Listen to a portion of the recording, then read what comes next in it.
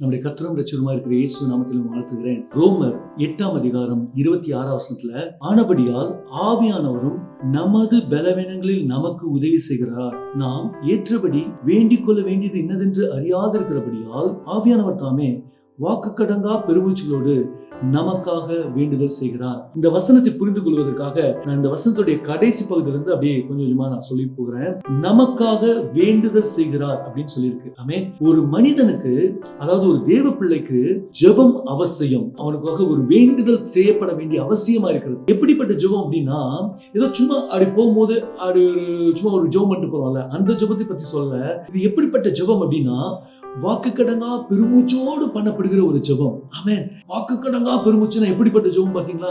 சரி, இந்த ஜெபத்தை யார் பண்ணணும்? ஏதோ நமக்கு தெரிஞ்சவங்க இல்ல, நம்ம பாஸ்டர் இல்ல. இந்த ஜெபத்தை பண்ணுகிறவர் திருத்துவ தேவன்ல ஒருவராகிய பரிசுத்த ஆவியானவர் நமக்குள்ள வாசம் பண்ணி, நமக்குள்ள இருந்து அவர் வாக்கு கடங்கா பெருமூச்சோடு ஜெபிக்கிறாராம். ஆமென். ஆவியானவர் நமக்குள்ள இருந்து அப்படி ஜெபம் பண்றாருன்னா அதுக்கு ஒரு காரணம் இருக்கு. நமக்கு இப்படிப்பட்ட ஒரு ஜெபம் அவசியமா இருக்கிறது. அனுதின வாழ்க்கைக்கு இப்படிப்பட்ட ஒரு ஜெபம் அவசியமா இருக்கு.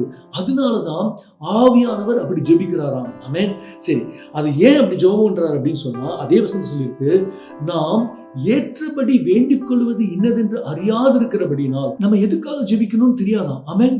நான் இப்ப உங்ககிட்ட ஜெபம் பண்ணுங்க அப்படின்னு சொன்னா உடனே ஜெபம் பண்ணுவீங்க. ஆனா எதுக்காக ஜெபம் பண்ணணும் தெரியுமா?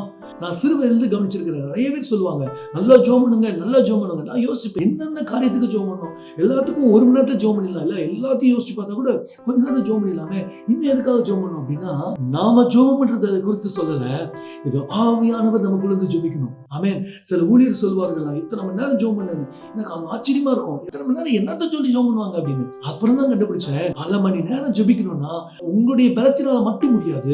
ஆவியானவர் உங்களுக்குள்ள இருந்து ஜெபித்தால் தான் அது நடக்கும். ஆவியானவர் உங்களுக்குள்ள இருந்து ஜெபிக்கணும். அதுக்கு நீங்க உங்களை விட்டு கொடுக்கணும். ஆமென். அதுக்கப்புறம் பாருங்க, ஏன் ஆவியானவர் ஜெபிப்பார் அப்படின்னு சொன்னா, அடுத்த வசனம் ரோமர் 8:27 என்ன சொல்லியிருக்கு பாருங்க. ஆவியானவர் தேவனுடைய சித்தத்தின்படியே பரிசுத்தவான்களுக்காக வேண்டுதல் செய்கிறபடியால் அப்படின்னு இருக்கு. அப்படின்னா ஆவியானவர் தேவ சித்தத்தின்படி நமக்காக ஜெபிக்கிறார். ஆமென். தேவ சித்தத்தின்படி உங்களுக்காக ஜெபிக்கிறார். ஹல்லேலூயா. நம்ம நிறைய நேரங்கள்ல எது தேவ சித்தம் தெரியாம, ஆண்டவரே இது கிடைக்கணும் அது கிடைக்கணும் நம்ம ஜெபம் பண்றோம். ஆவியானவரே உங்களுக்குள்ள இருந்து ஜெபிக்க அலோ பண்ணும்போது தேவ சித்தத்தின்படி உங்க வாழ்க்கையில எல்லாமே நடக்கும். ஆமென்.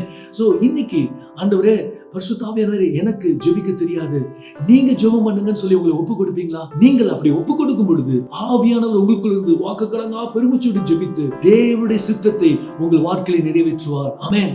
தேவனுடைய சித்தம் உங்கள் வாழ்க்கையில நிறைவேறுவதாக இயேசுவின் நாமத்தில் உங்களை ஆசீர்வதிக்கிறேன்.